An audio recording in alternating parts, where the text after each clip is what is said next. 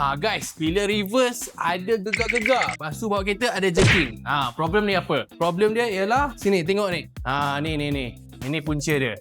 Punca dia adalah pada upper arm dah wear and tear. Jadi hari ni kita nak tukar upper arm untuk Volvo S90 ni. So kalau first korang nak tukar upper arm ni, ni yang bentuk U ni, korang kena buka lever sensor dia dulu. Kalau korang tahu lever sensor ni yang levelkan kereta korang supaya kereta korang tak ada cengek ke, satu tinggi satu rendah. So kena buka ni dululah. Kita nak buka lever sensor. Tepat. Ni lever dia, ni sensor dia. Kalau korang tengok ni, ada social connection dia kat sini lah. Sebab tu lah nama dia lever sensor. So kalau nak buka upper arm ni, kita kena pakai ni lah, ball joint puller tau. So dia kena masukkan dekat sini lah, supaya nanti bila kita nak keluarkan upper arm ni, kita boleh macam tolak je. Tak ada nak kena guna hammer ke apa ke, kita pakai benda ni je. So sekarang kita dah cabut ball joint ni daripada upper arm dia. So kita dah boleh buka dia punya upper arm sini. So kalau korang tengok sekarang ni, kita tengah buka upper arm tu, dia ada dua nut tau. Satu belah kiri dan satu belah kanan lah. So kita dah dapat keluarkan lah upper arm dia. So nak tahu okey tak okey, sini tengok ni.